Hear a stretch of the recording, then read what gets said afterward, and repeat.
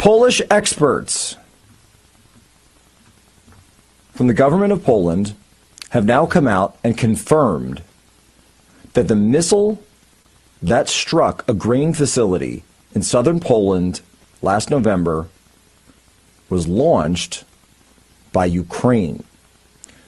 Reuters has the report.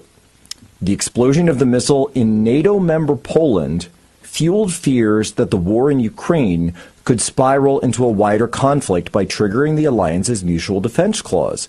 But at the time, Warsaw and NATO said that they believed it was a stray.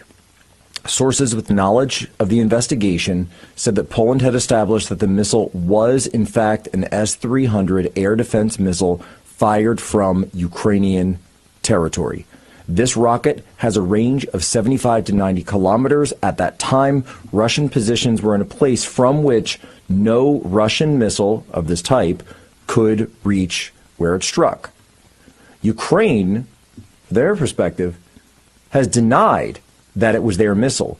In fact, go back to last November. Zelensky was demanding that the United States and NATO invoke Article V over this. Now, we knew right away that these Polish civilians, these farmers, were killed by a missile that likely came from Ukraine.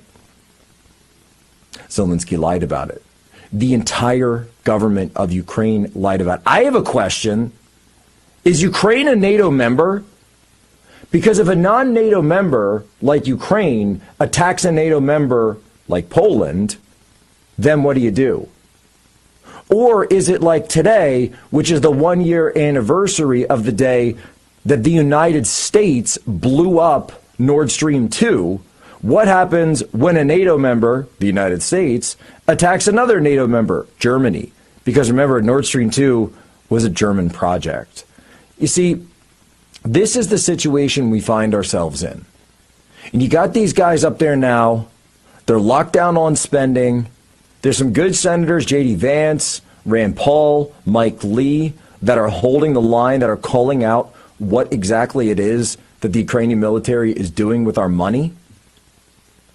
But the real question is, why would Zelensky, who has now committed essentially war crimes against Poland and the Polish people, not apologize?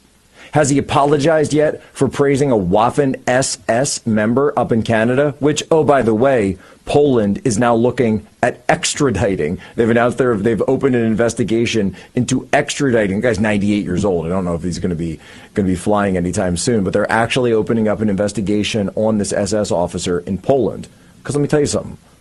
Poland doesn't take that stuff lightly. And perhaps none of us should.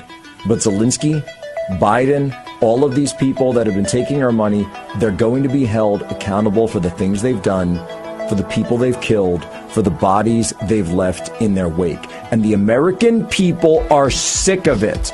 And you know who else is sick of it? The people of Poland. They've got an election coming up in a couple of weeks, and I expect that they are going to make everyone hear their voices very soon.